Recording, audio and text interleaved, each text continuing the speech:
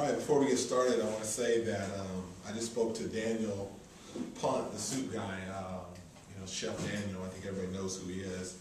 And he was in the hospital and is going to get released hopefully today.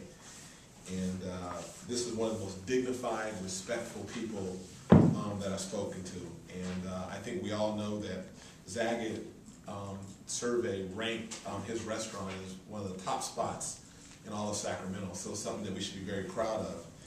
And he said that he is totally in agreement with the health department when restaurants do not keep up like they're supposed to, and totally wants to abide by the rules. He just felt that it was not handled in the right way.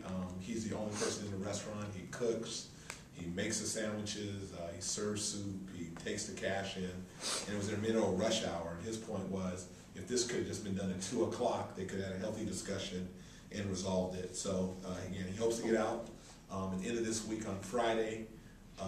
He will reschedule another health inspection and hopes to be open again early next week. So if you have not been there, I would encourage everyone to go. He is a treasure in our community. Again, he has people wait in line for hours at a time to get his restaurant. And when I think about things that make Sacramento distinct, things that differentiate us from other cities, I think about Chef Daniel in particular, hardworking, dignified, doing everything he can to clean his restaurant and get it to where it needs to be to pass inspection, and then gets hospitalized over the weekend. I think that's just a shame that has happened. So a city that works for everyone has to work for people like Chef Daniel as well. So I'm going to start out with that.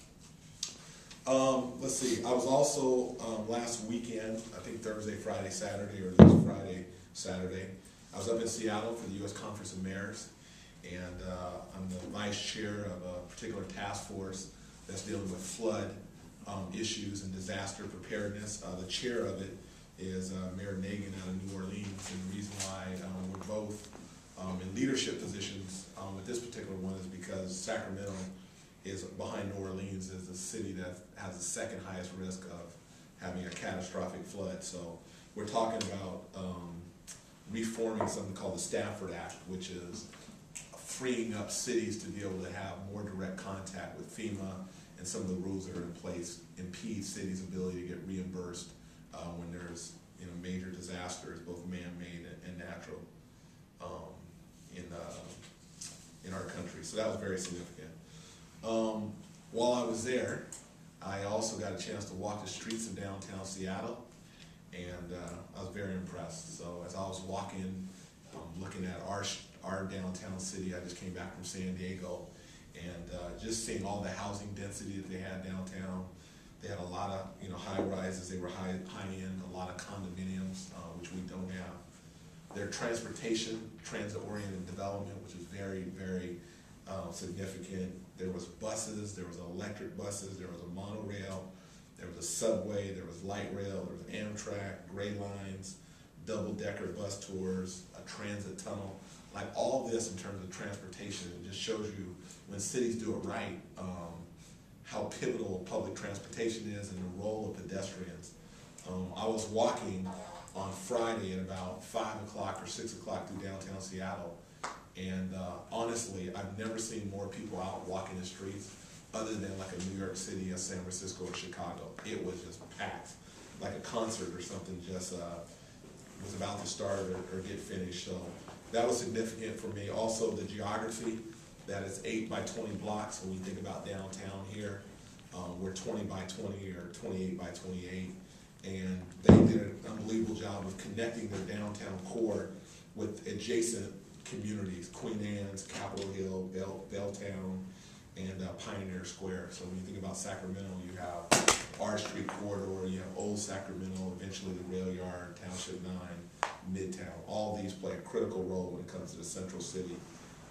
Their water view, they have a waterfront. They somehow manage to take advantage of it in ways that we do not, and they have just as many barriers between the city and their waterfront. Pike's Place, if you've been there, unbelievable public market, fish market, farmers market. They have many hotels, many offices. The university played critical roles there in their downtown area, a lot of restaurants. Again, very impressed. So And this brings me to our downtown. This coming Monday, so October 5th, we're going to have a stakeholder summit. We're calling it Unlock the Grid of Downtown, or something to that effect. And really it gives me as a mayor the first chance to hear from all the stakeholders on JK&L, primary focus J in Downtown Plaza.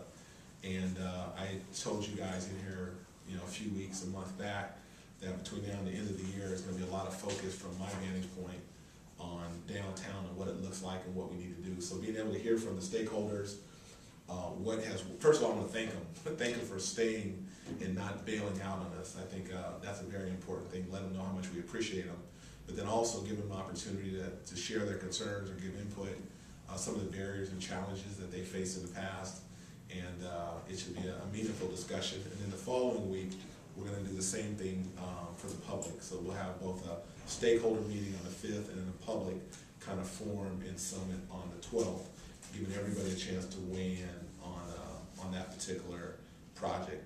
We want to create a new vision. It's time to shape and have a new vision for K Street and revitalize with great energy and imagination. We need to reimagine what downtown looks like. We have an unbelievable opportunity to do that. So I'll be gathering ideas there.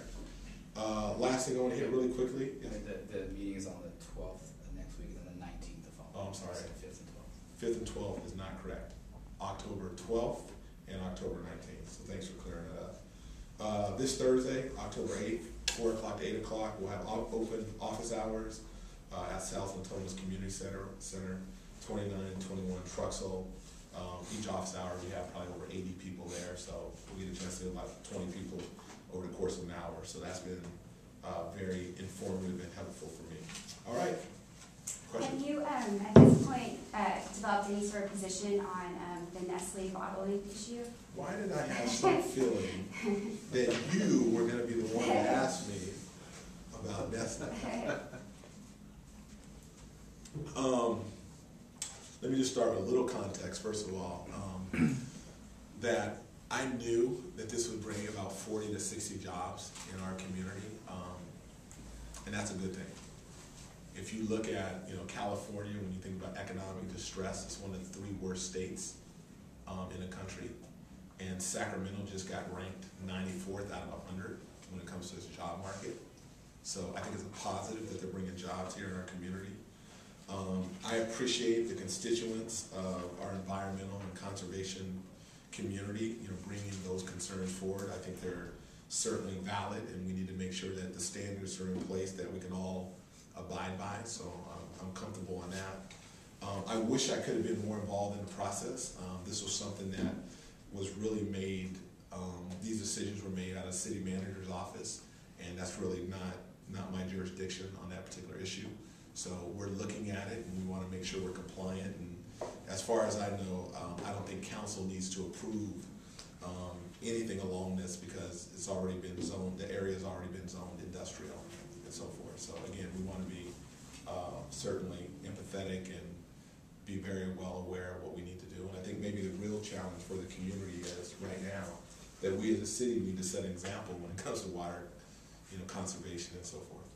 Mayor, what's your priority with the K Street? Should Westfield be first to kind of anchor things, or should it be locally on K Street down the corner or 8th and 9th in those areas to really get it going?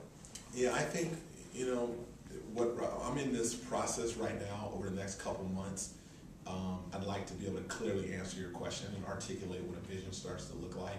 So I'm really in a fact-finding mode. I went to San Diego, I was up in Seattle, going to visit Indianapolis, Denver. I'm just trying to see what cities have done and what has led to their, what have been catalytic projects for them. So part of that is we know that Westfield for years has kind of held the downtown development hostage. And I went down and met with them, a month or 2 ago, and had a very frank conversation. We had one meeting. We're going to have another meeting coming up in October. And what we're going to really do is try to get to a point where we understand Westfield's vision, that we articulate our vision as a city. Can we partner together for one collective vision, figure out how to pay for it? It's going to be the big, or how much we want to invest, or how much they're willing to invest. If we can do that, then I think it's great. The story is great because had Westfield not been